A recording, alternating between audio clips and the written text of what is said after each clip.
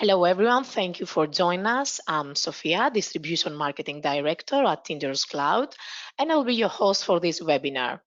Today, we will share with you all you need to know about the emerging cyber threats, and you will receive consultation on how to scale your business by offering top protection to your customers. Most importantly, you are gonna get your questions answered live by our panelists. During the webinar, you will be muted, but feel free to raise your questions in the question tab you can see on your screen. However, in the end, we will activate your microphone so that you can share your questions directly to our speakers.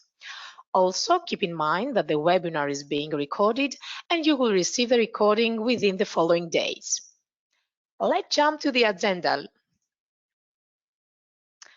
We will start with a quick introduction about Acronis. Then we will continue with the presentation of the 6 top cyber threats for 2022. And of course, in the end, all our speakers will join the panel to answer the questions you have already shared with us. Now, let me introduce you our speakers. We are really glad to have here with us today Candid West, Vice President of Cyber Protection Research at Acronis, Slav Umlenov, Partner Account Manager at Acronis, and our very own Stavros Amniotis, Partner Account Manager at interworks.cloud. So, Slav, are you ready to share with us to the existing and the wannabe Acronis MSPs all they need to know about Acronis? Yes, and hello to everyone. Thanks for participating in our webinar today. I'll try to cover it in a few words because it was written few words. But yes, I do believe most of you already know Acronis. In the past 18 years, we are a global leader in a cyber protection. But today I'm going to cover a few important things for our company, which I do believe you should know, and that they're really important for us.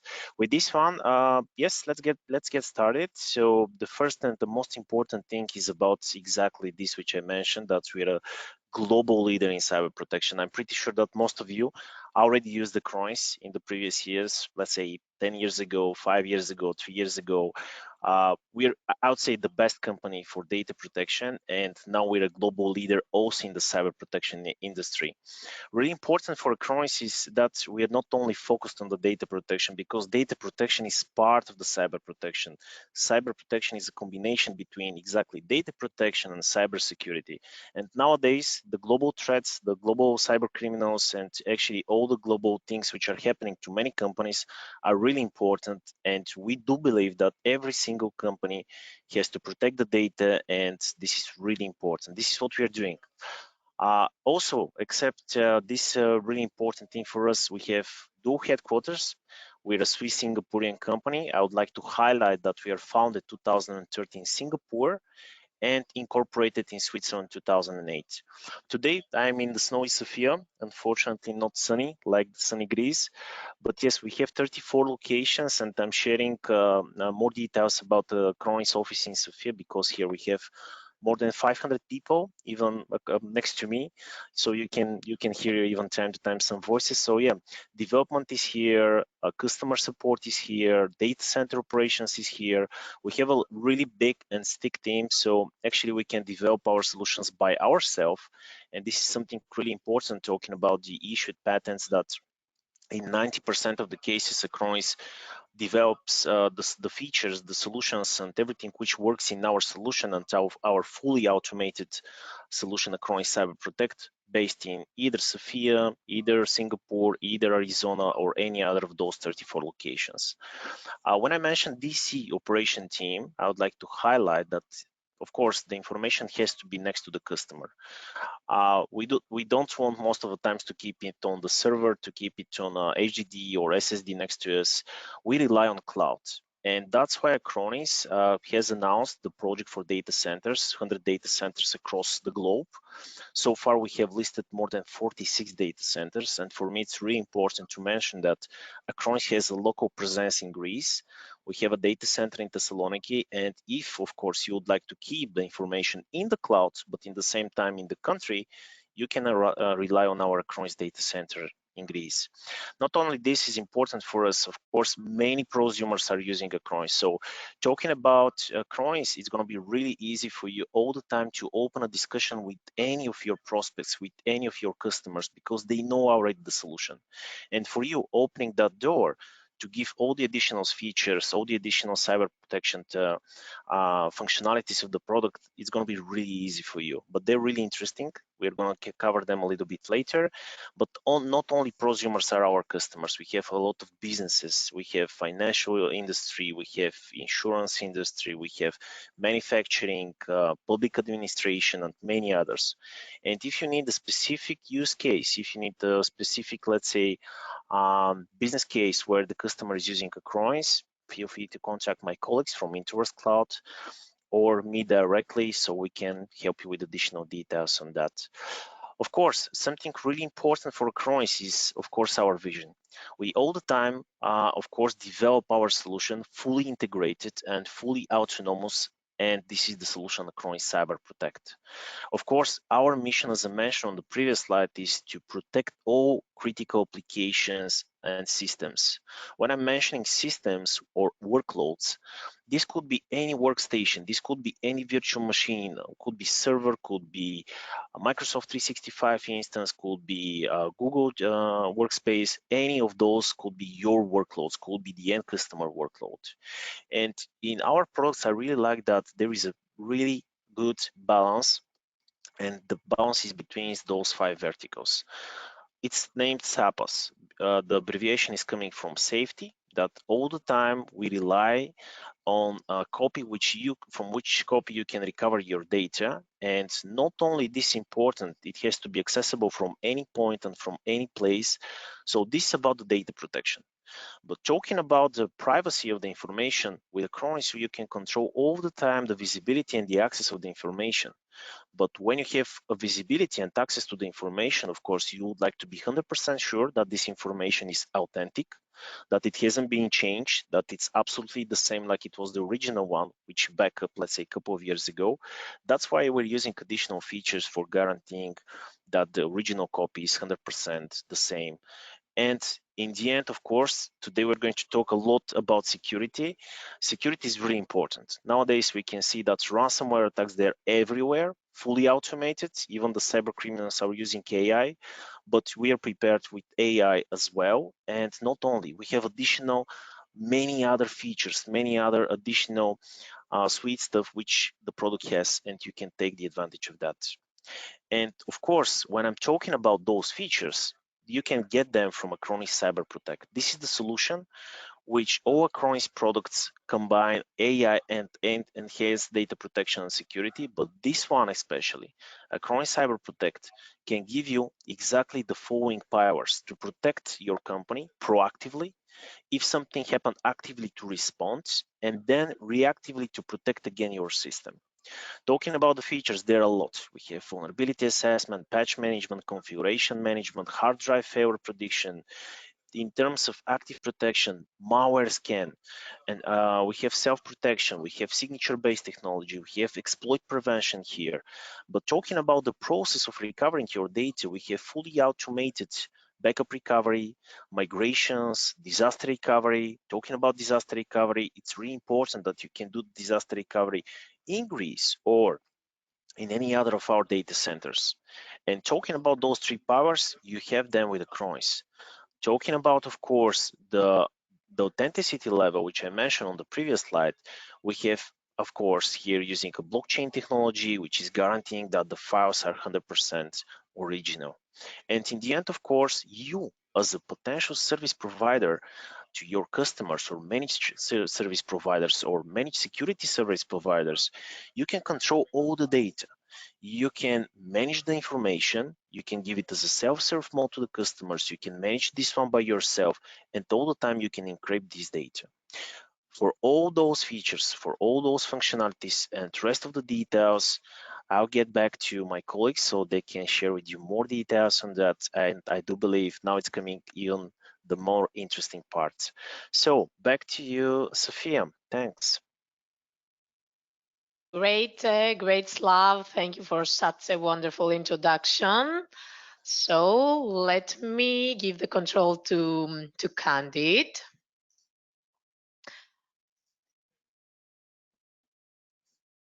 Great. Candid, the floor is yours now, and I'm really curious to learn which are those six cyber threats for 2022. Perfect. Thank you, and welcome also from my end. So it's a pleasure to talk about cyber threats, specifically, of course, as we are all aware that it is something which is happening all the time, right? And as Slav mentioned, you definitely need to protect against those. So, as my day job as a VP of Cyber Protection Research, I'm of course confronted with all the different threats that we see at service provider level, at end customer level, and we try to get the most efficient and automated response so that you don't have to click on, let's say, thousands and thousands of alerts to actually go through. But let's start with kind of what we see at the moment. So very often, of course, we still see the malicious emails. Those are 94% of all the attacks involve somehow some malicious emails, depending on which statistic you believe in. And those are, of course, either the classical phishing emails where they try to redirect you, or rather probably your customers, to some Microsoft 365 online account, and then they will steal the password. Or also classical ones like Emotet, which is kind of getting more and more speed again, sending out malicious attachments, usually Office documents like Excel or Word, with a malicious macro that you have to enable. And once you do so, the malicious macro will actually start and download further payload. So those are, let's say, common because they still work. It's not something new, but why would they change it if it still works? On the other hand, we've seen that they, of course, experiment as well. So they try to personalize it with artificial intelligence and machine learning. So they will take information from previous data leaks, could be from Facebook or from LinkedIn, any of those social media which had information leaked, and then they will personalize the email so that they actually might send it in Greek. They will have your name and say, hey, Slav, maybe that's something interesting for you. Just follow this link. That's a lot more convincing because there is a personal connection to it. And of course, they also try to get around two-factor authentication. So they will try to log in automatically and then just add a rule, for example, to Microsoft 365 to forward all of the emails to their own account so that they can still access it even if you change the password later. And we also saw that some of the attackers started to use QR codes because let's face it, we're kind of trained by now that you just take your smartphone, right? You click on it and then you follow the QR code or the link behind it to some malicious phishing website. But now you're no longer on your machine like a laptop, you're on your mobile phone, which might not be protected. So you might still fall for it and give some information, your password, your credential, or if it's a CEO fraud, business email compromise, it's one of those where say, hey, we need to make a transaction. Can you please do this? And you might fall for it and actually send money to the attackers. So that's still something that you definitely should block, because if you can block it early in the chain, you don't have to think about cleaning up and disaster recovery.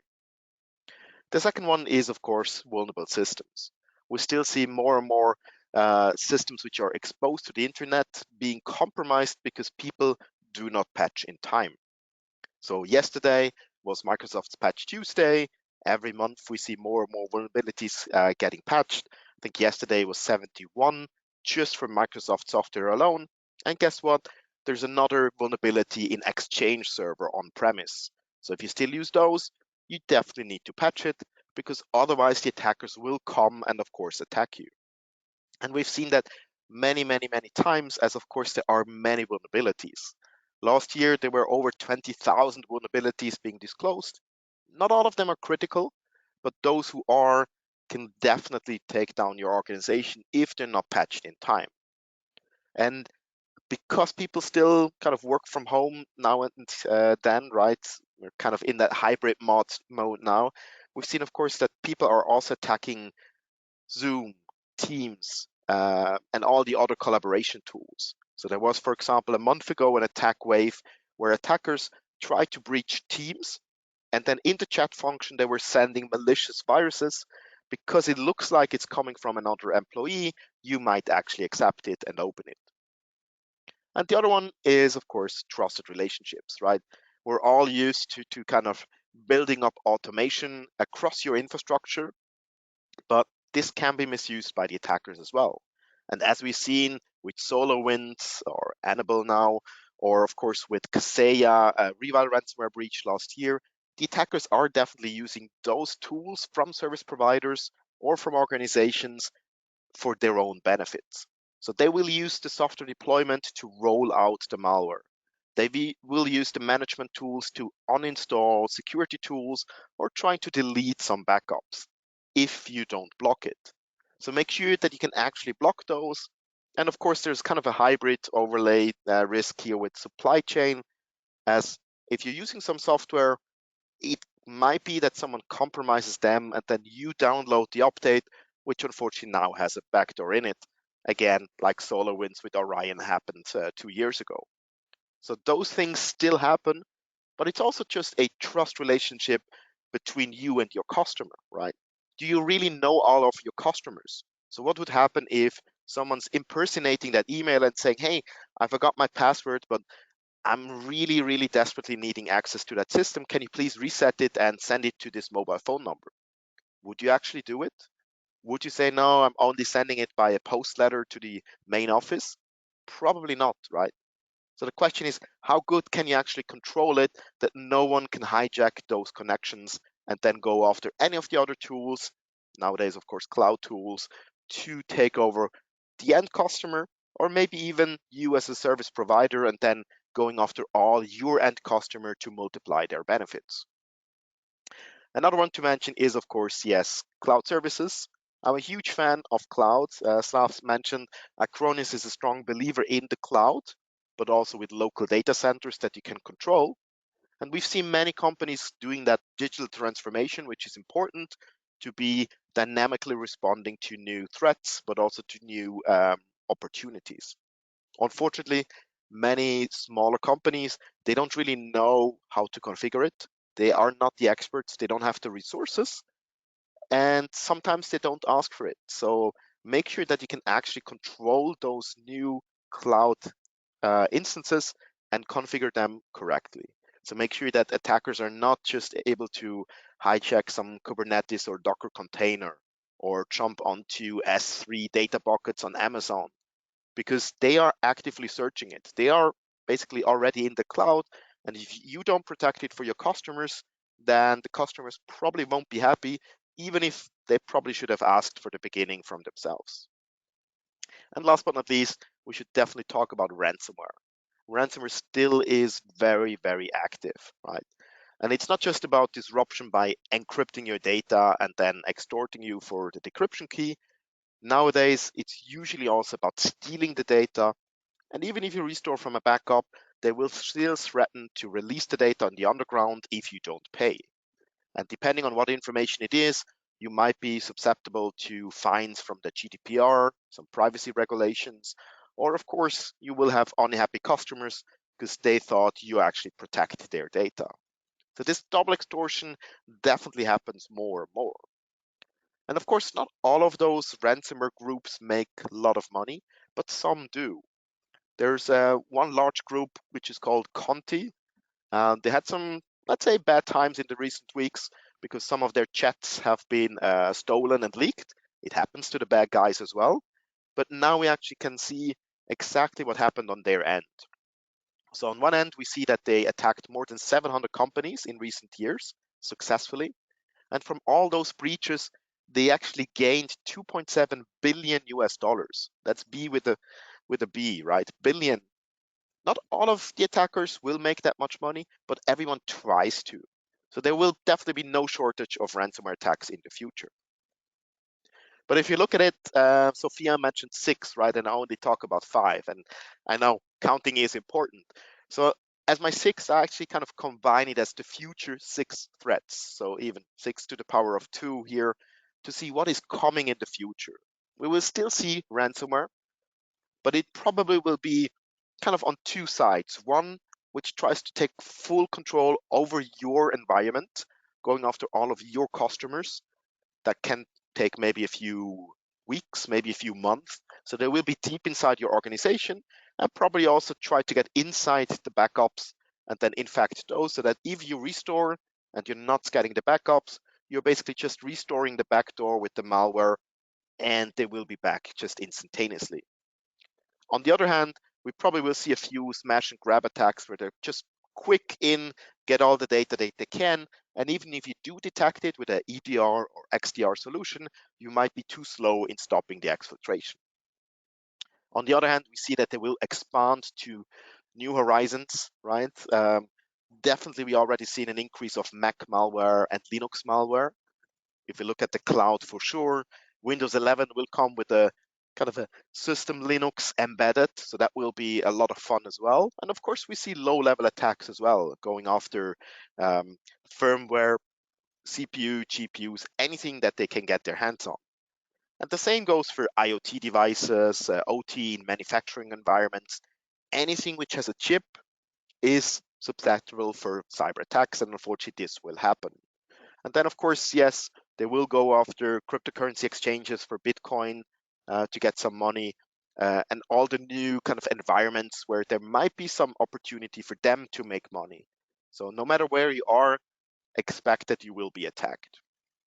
And the same goes for the cloud. I mentioned we see more and more companies moving to the cloud. Now the attackers are basically misusing the cloud for their own attacks. So we see cloud to cloud attacks, where it's no longer going through your classical environment with your kind of castle and the wall and the mount and everything. Now it's some Amazon instance attacking an Azure instance, and you might not even know about it if you don't ingest the log files from there. So making sure that you know what's happening with your data, with all those APIs and so on. And of course, yes, phishing will still be there, will still continue, again, because it does work, right? But the frequency will increase. We see more and more through machine learning and automation that it is personalized, as I mentioned. They tweak it already, so they count how many times one specific theme has been clicked.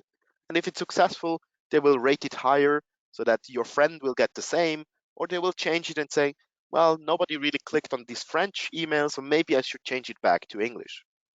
So they definitely try to be very efficient and optimize it to their own. And this also includes attacks against artificial intelligence models themselves. Because as Slav mentioned, Acronis and other companies, we are all using artificial intelligence and machine learning to combat cyber threats, because there's 500,000 new malware threats every given day. 500,000, that's a huge wave or avalanche coming your way, and you need to fight against those. You shouldn't do that manually, right? You should automate that with machine learning and efficient tools. But now the attackers are trying to find what is the automation and how can we bypass it. Maybe they can just flood you with false alerts, which would be very bad, because then you're just busy chasing and you're probably still gonna miss it. Or we've seen others where they check, of course, the language and the IP address. So they might only attack people with an IP address in Greece, and if it's not one of those, they might not do anything bad. And last but not least, to mention, of course, yes, they do know your business. Don't make the mistake and think, oh, I'm so small, why would they attack me? I've nothing of interest, and they probably never heard of me, right? They will find you because they scan the whole internet for anything exposed. They send to any email address that they can get their hands on. And then inside your organization, they will find the crown jewel. They will find the business processes, and they might abuse those. So my favorite example here is from an attack in Germany, where the attackers managed to go to the invoice system and change the invoice account in the template. So they basically just switched the bank account in the template for new invoices, and the company then regularly generated new invoices with the wrong bank account number and sent it to all their customers, which paid the invoice, but the money went straight to the attacker. You don't need malware to do this, but it definitely will hurt your business because now you're losing money. So just to show how easy it is, here is one video to show a classical email ransomware attack. You see here the Acronis Cyber Protect Cloud. We have one machine, no alert, so all is fine. And I have configured 3 protection plans, one with URL filtering, one with the real-time protection, and one with anti-ransomware. So if you go to a website which is bad, it will block us So we cannot go to the malicious website, which is of course good. But let's assume we would disable the URL filtering. Maybe it's something new that we haven't seen before. Maybe it's not in our heuristics. So now we can, of course, go to the website and it says, hey, to view this video, you need to download some video codec. And of course, I want to see those cat videos. I mean, who wouldn't, right? So I, as a normal user, would probably start downloading that video software, try to extract it and then run it because I want to see the content. But you will see the file is now a 0-byte file, so it has already been detected and deleted. And if you go in the console, yes, we see here there's an alert, has been blocked by real-time protection, so that's by signature and machine learning, and has been removed. But let's go back to the configuration and say we disable this real-time protection and enable just a behavior-based detection for anti-ransomware, where we go by behavior. So looking at, does it try to encrypt things? Does it try to do something bad? And now even Windows thinks, oh, you disabled antivirus, that's not really good, but let's just extract this malware again and see what happens afterwards. So we extract it, now the file is really there and we can double click it, and now it would run in the background, but in the lower part you see all my blue images, they're still here, so nothing was actually encrypted. You probably could see nothing happen, but if we go back to the console, now we have a critical alert telling us, hey, actually someone tried to encrypt your data, we stopped it, and we reverted any changes to those files from a local cache that we have. That's not the shadow copy of Windows, it's our own protected cache that cannot be modified by the attackers. And this kind of shows you how important it is to have that multi-layer protection. And this is exactly what Acronis has, right? We have on the left all those different layers from vulnerability assessment, patch management, URL filtering, exploit prevention, should there be no patch available. We have cloud reputation and cloud signatures. We have local signatures from our own and from a third-party engine. We have machine learning before it's executed. We have behavior-based detection once it is executed. And because we have all the collaboration, we can of course also protect any backup from being tampered. We can protect our own product from getting modified. And even if all of those layers would fail, you still have on the right side the disaster recovery and data recovery. So you can spin up a backup in the cloud to have quickly access to the whole machine without business interruption. Or you can restore and scan the backup that you know that there is no malware when you restore. And you can even do forensic backups where you have a full memory dump and a disk image where you can analyze it later to know what actually happened. And as my last slide, just kind of to reiterate, that's what we call cyber protection, right? It's cybersecurity, a full stack security software combined with data protection, the classical backup and disaster recovery, together with manageability, so patch management, device discovery, software discovery, all from one agent in one console, making it for you simple and efficient to actually protect your customers where they should be protected. But I don't want to take too much more time because I know there might be some questions. So giving it back to you, Sophia. Great, Candid. Thank you for. I'm really impressed by the valuable insights you brought today. So let's jump to the questions our partners may have, and I'm gonna share those that our partners have already shared, actually. And then we will continue with something I can see on the question tab. So let's begin with the first one. So how often are the signatures updated in Acronis Cyber Protect? I think, Kari, this one goes to you, right? Probably for me. I'm happy to take that. Yeah. So we do update the signatures, as in the classical signatures, multiple times per day. That's the one which are downloaded. But of course, we also, as I mentioned, have the cloud reputation and cloud signatures, which are updated whenever there is a new threat, and then they're in real time.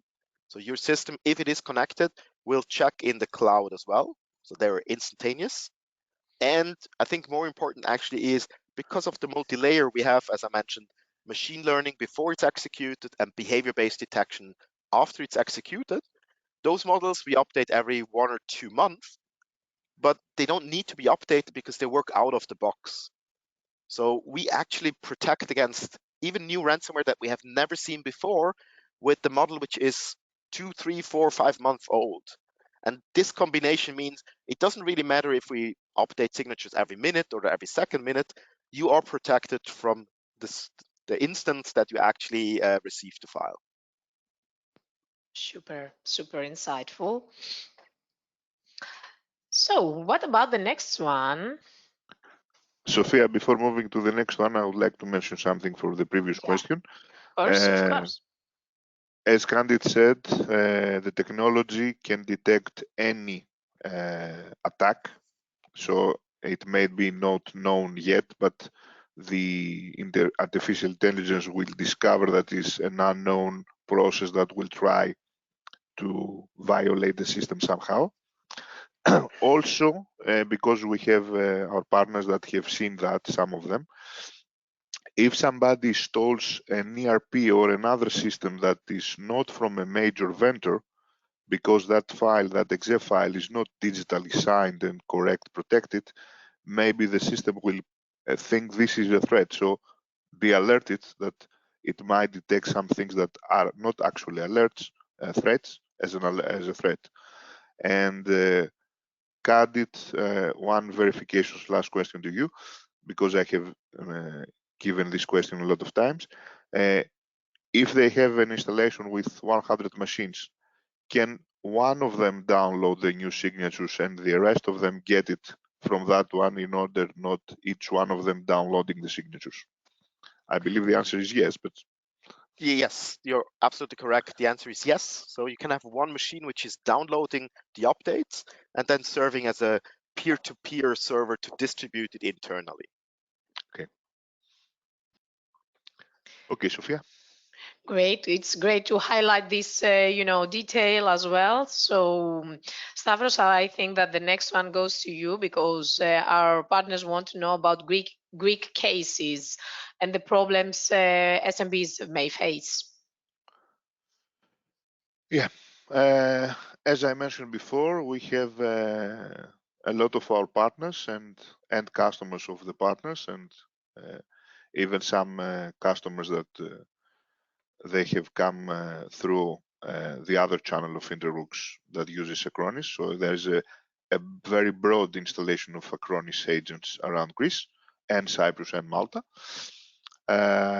We have seen, as I told, that the advanced threat protection, the advanced protection works great. In some cases, we had some customers that were complaining because Greek ERP system X, not to mention name, was blocked. So it took them a few minutes, in some cases a few hours, to understand why this was happening, and that was because of the security. But then it's clear, they put it on whitelist, and now there is no issue. Be aware to our partners again that may face that, if they do an update of that program, they need to again go and make it whitelist on the system, because it's changed the signature of the file, so it's considered a totally new file, despite the fact that the name remains the same. Another thing we have seen, some partners, they only use the active protection, which is the not real-time online scanning, because this works with many other antivirus at the same time. So you can have McAfee, Kaspersky, or whatever installed, and if you use active protection, it will work. It won't conflict on the system in 99% of the cases. In some cases, it doesn't. There is absolutely no pattern found. Candid, I don't know if you have any different insight, if you have an traditional, inside quotes, antivirus or endpoint protection and Acronis active protection at the same moment. What we have seen from experience is in 99% of the cases they work together, but there are a few that doesn't work. It's messing the whole system. And we have seen, and it's totally documented that if you want to activate the full advanced security, you need to uninstall any other device you might have installed on your system. Also, what has been working very well to our partners and customers is the advanced management pack, which gave them the ability not only to see through the vulnerability assessment what needs to be patched, but actually to do the patching and handle the patches. Again, also here, I have been told that one of the machine can act as a peer-to-peer network in order to get the patches from that machine, not everybody to download the patches. Correct, Candid? Correct, yeah. Correct, okay. Just to clarify it one more time. And that gave them the ability to have all the systems up to date and to be informed that all the patching has done and not have to go around. Also to not have to install some of them the WSUS Microsoft server. Of course, WSUS may offer some other functionality to them, but in most of the cases, they don't want to manage another product. They prefer to do it through the Acronis platform. And we have 2 or 3 cases that we have successfully informed by the customers, the partners, that cyber attacks have been blocked, and the customer were very happy because they saw the message that that malware, if it was passing through, it will encrypt everything, and Acronis Advanced Security blocked that, and it worked perfectly. And the thing is that even by utilizing the free options that Acronis can offer to the partners and the customers, they managed to get a lot of requests from the end customers to, okay, I see I have a lot of vulnerabilities, let's do something. I see that the active protection is getting me messages that I'm getting threats that my normal antivirus is not detecting. So let's activate the advanced pack. And here I will pass again the speech to Slav that we need to say one more time about the promo for the advanced packs that all our Sure, partners Slav. can utilize. Go ahead and say, what the promo is. Well, first of all, I would say that fully agree with Stavros. Most of the times, the end customers, they're starting with the core functionality. They explore the features, and after that, they realize that the current solution which they have, it's not sufficient. And here, I would say actually that this is really easy, first of all, to increase your profits, talking about the partners, of course, of interworks cloud, because talking about the advanced pack promo, now it's applicable for advanced backup, advanced security, advanced management, advanced email security, and keep the focus on one additional thing. In the end of the month, we're going to list the advanced DLP. So actually for all those packages is applicable. For all new or existing partners of Acronis, it's applicable. And it's kind of really flexible because you can apply it for already existing customers, tenants, or for the new tenants. And for the next 6 months, starting, let's say I have a customer who is starting with 100 packs, advanced security from 1st of April. I'll receive 6 months from 1st of April till 1st of October without any additional charges, fees, taxes for those packages. So this is really flexible promotion, which can give you really easy way to penetrate more workloads, to protect them now, and actually after that to get the revenue. If you ask me, you can even bundle this promotion with specific terms and conditions. For example, me as a partner, of course, of your customers, I would like to give you 3 months for free right now. If you sign 12 months contract, if you sign 24 months contract, feel free to get 6. So it's up to you. You're the partners, you can decide how to position it.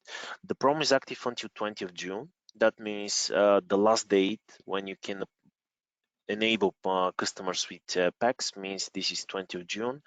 until 20th of December, you're not going to be charged for that.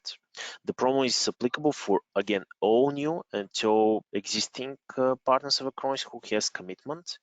More about the commitments, of course, I think Stavros can talk about this in a separate discussion.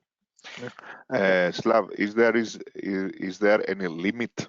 I didn't know that. No, absolutely no limits in terms of how many packages you're going to enable. So you can enable 100, 200, 2000. It's up to you. Okay. So Okay. yes, guarantee that for the first 6 months, enabling this pack until 20th of June, you're not going to be charged. Okay. So, And this is also a great point to mention to our partners to hear it, that since we are living on these crazy times of a lot of cyber warfare, because it's also this happening, except the real war, that Microsoft is offering different endpoint management solution for the patching, for the Office 365, and also for the antivirus and the malware on the desktop or on the server.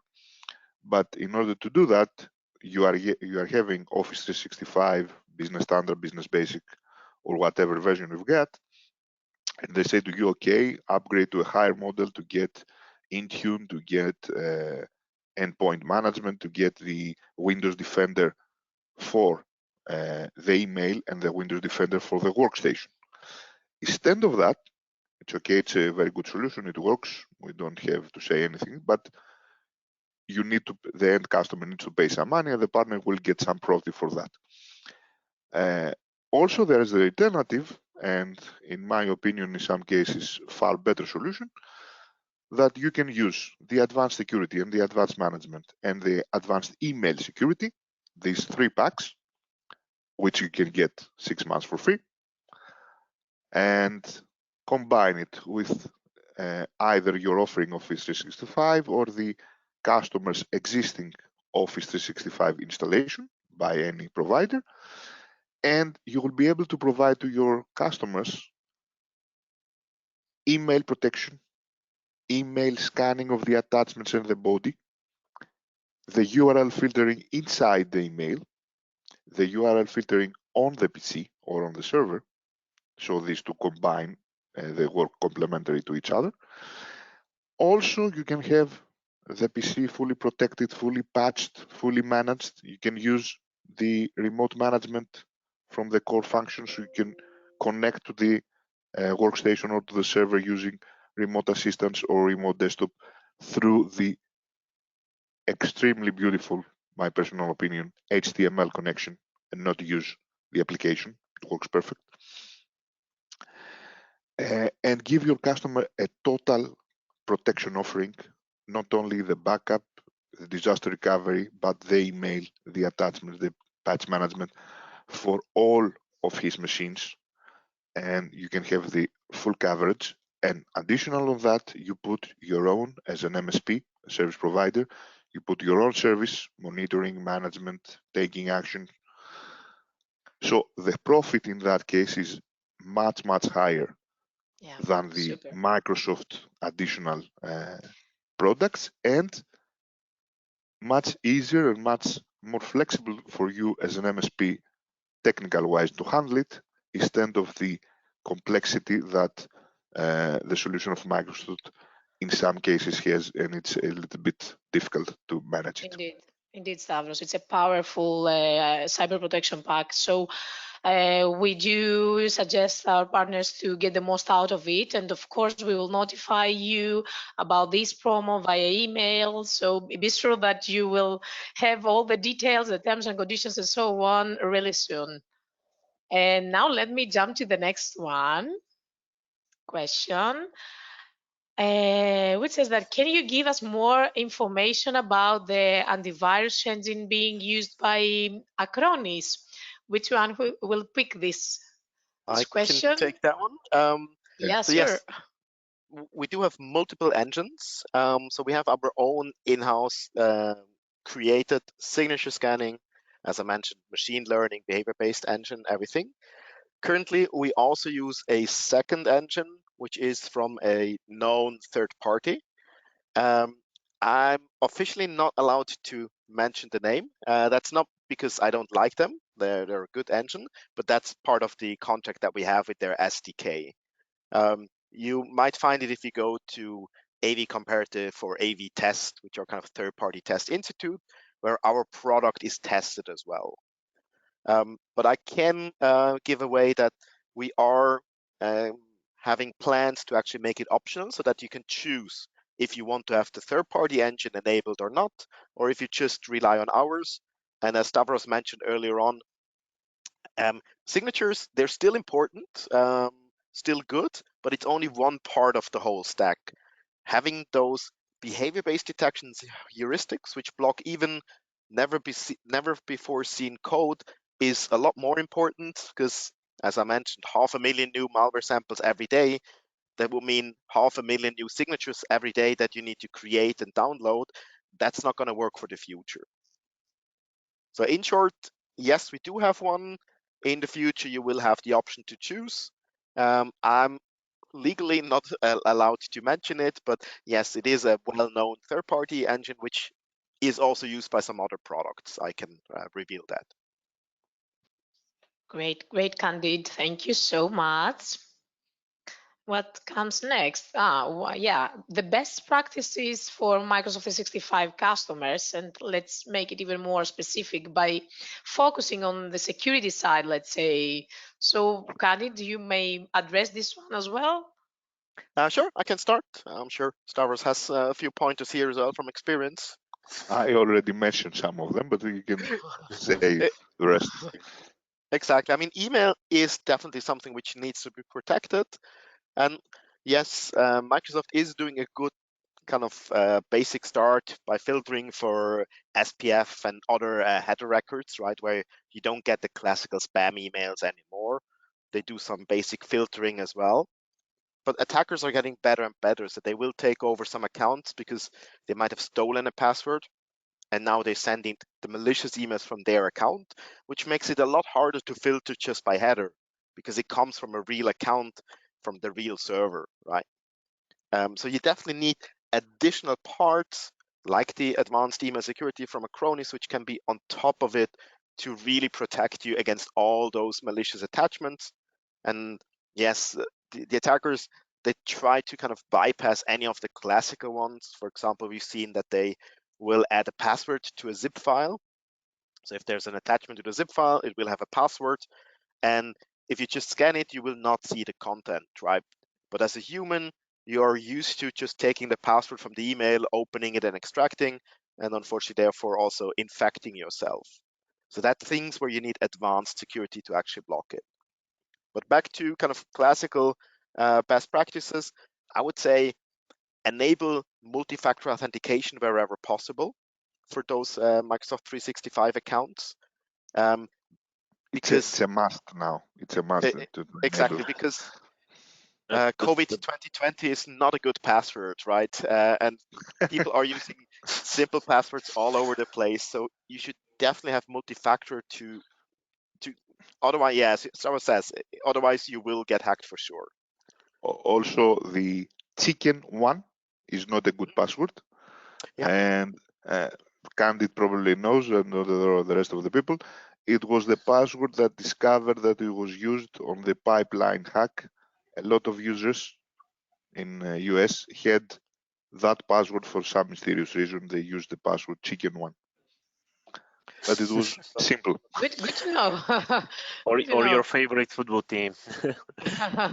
Bulgaria, Exactly. that there was a statistic, everyone is using the blue team or the red team, 1, 2, 3, or the year where they were established. Yeah, quite simple to be guessed. Yeah.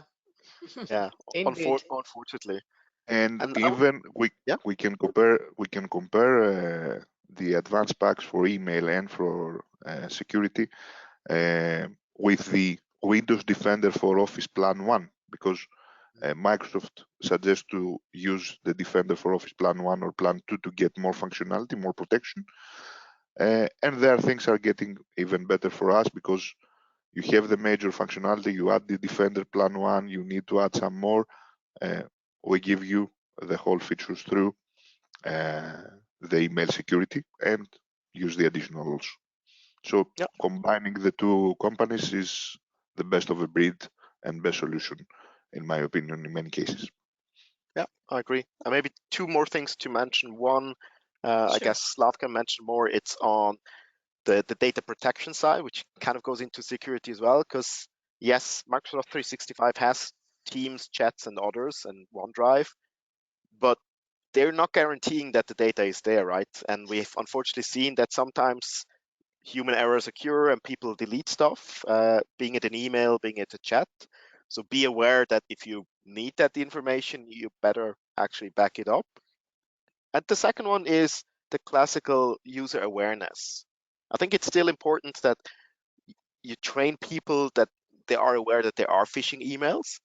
You will never have 100% detection rates. There's always someone who is curious enough and says, oh, maybe I did win in the Spanish lottery, even though they never participated, right? But if there's a lot of money on the stake, everyone hopes that they're lucky. But the second part is also make sure that they know where to report it to, right?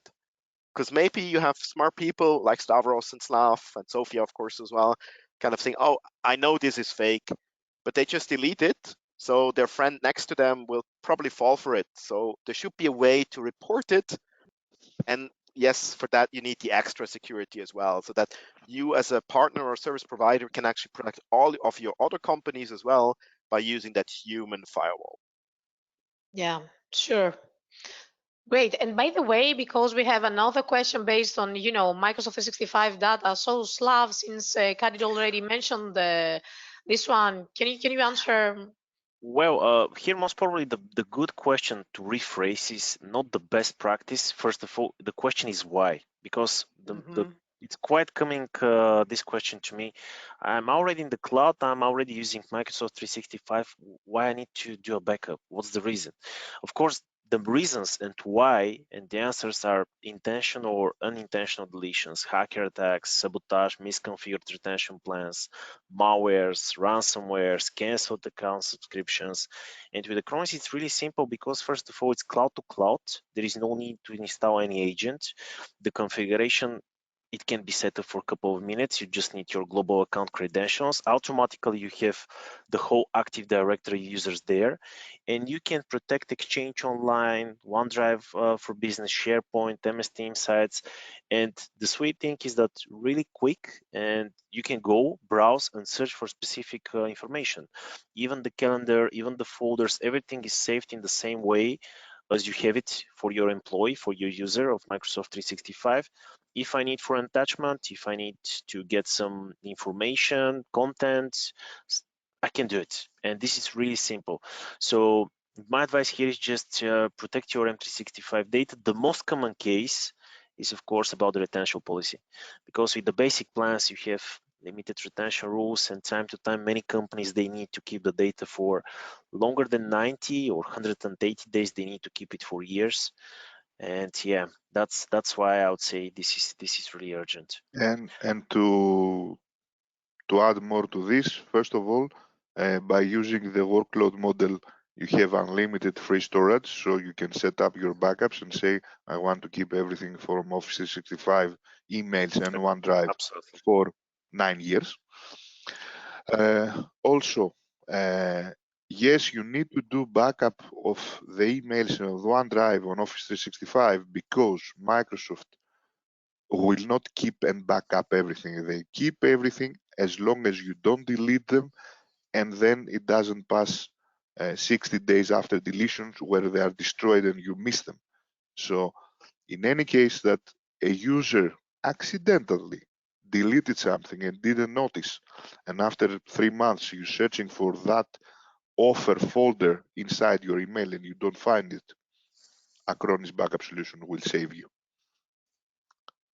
And of course the extra security, as we mentioned, because no expert system, no artificial intelligence can protect the hand of the user that will click on the I won the lottery, or it's now very common right now in Greece that people are receiving even SMS that they have a credit limit issue for the bank account and click on the link to reactivate your account. And the moment they click it, eventually after a few seconds, they are starting to missing money from their accounts. Not all of them immediately, but in batches of 200 or 400 euros, in order not to detect it, to be this activity to be detected by the bank systems. Yeah. So it's very important for the users, as Lav said, to be educated or to try to be protective and not doing these usual mistakes.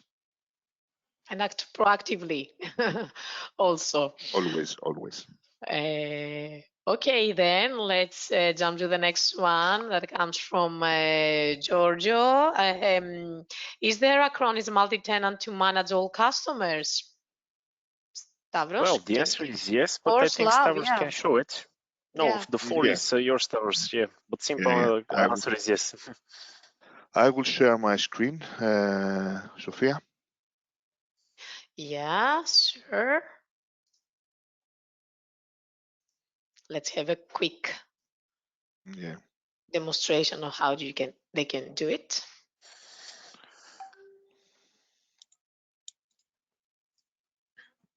Show my screen.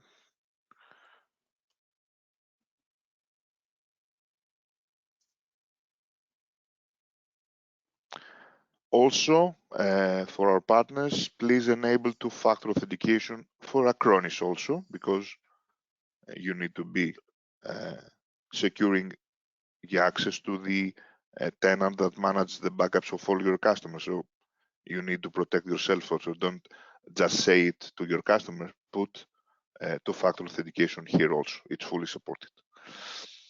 So as you can see, I logged in with my account as interworks distributor, and I have here the accounts of different MSP, existing MSPs. And let me take to one of them, which is a small one. And he has inside his own partners or customers, and you can manage that. If I go here and manage service, one very nice point that a lot are bypassing. As you can see, I'm right now inside the end customer of one MSP partner. If you go here on the left side, you see that you can very easily switch from one client to another without going out and coming in again. So you just select the other customer and it's switching the environment. So it's a multi-tenant platform. You can switch from one to another. You can manage a lot of them. You can have very useful insights, because when you are here as MSP partner on the clients, you have information, and this bar over here, come on, 1 minute to move that here. Got it. First of all, you can select additional fields here.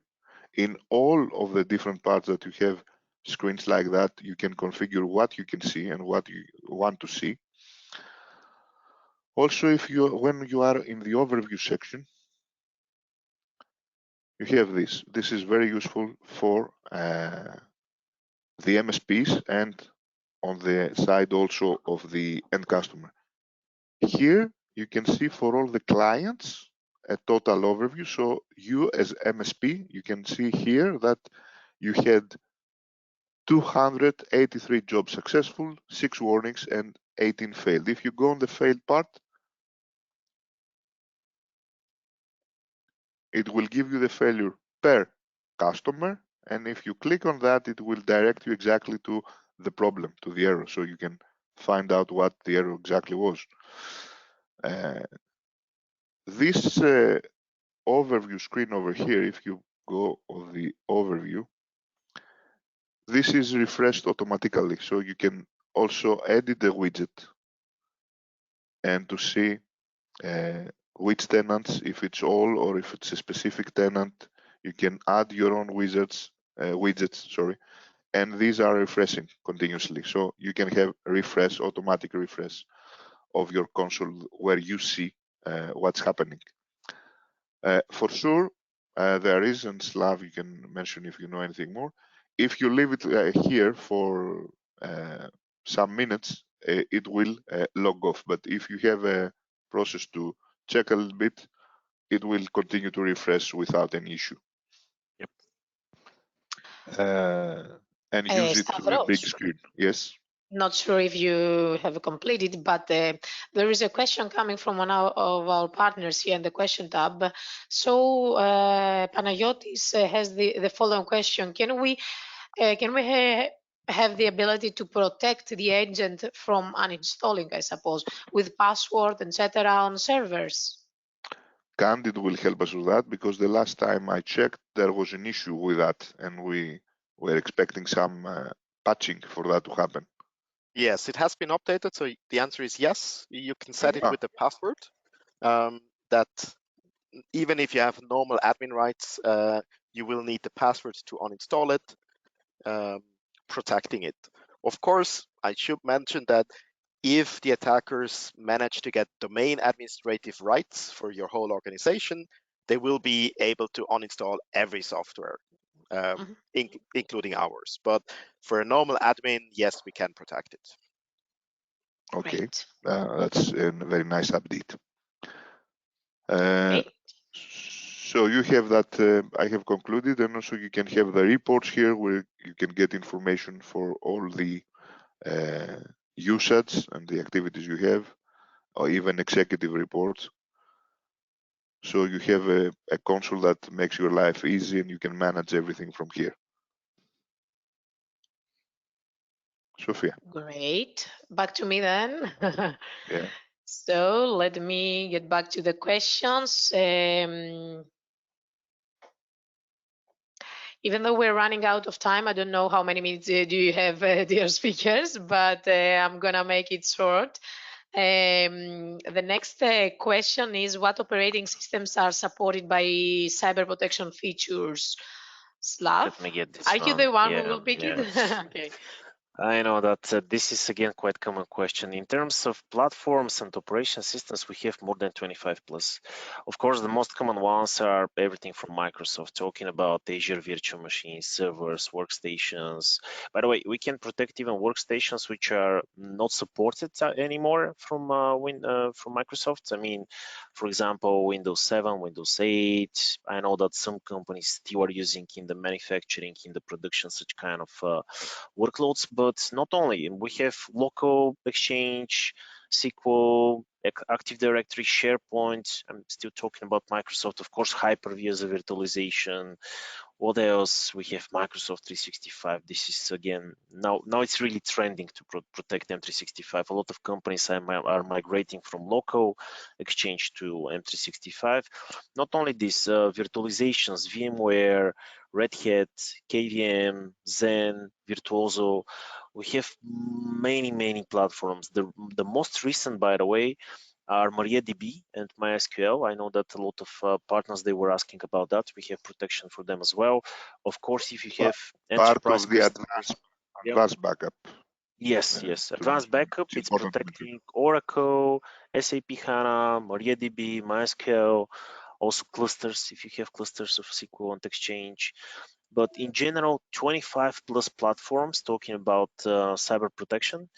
And in any case, definitely we can protect your platform. Just it's a matter of understanding your IT infrastructure, and we can provide a solution. Great. So the next one, and this is the last one question coming from the audience, is: do I still need the endpoint protection if I have email security? I think in short, yes, you should use both. As of course, I said 94% of the threats come through email, which means there are still a few which might come through a USB stick or you download from the internet. And even then, having a multi-layer is the best approach. So ideally, yes, you should still use, well, you should definitely use both endpoint protection and email security. Great, thank you so much, Candid. So it seems that we are coming to the end of this webinar. I want to thank you once again for being here with us. Special thanks to you also, Candid.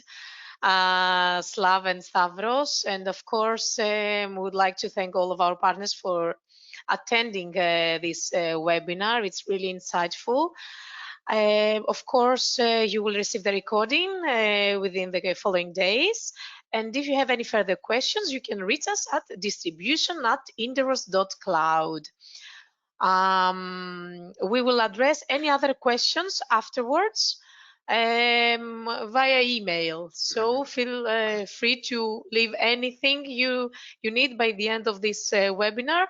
As far as I can see, there is another one question. And so, dear Ioannis, we will answer it afterwards. Thank you so much. Have a great evening. Have a nice day. Thanks to everyone. Thank you. Bye. Bye. Take care. Bye. Bye-bye. Bye bye.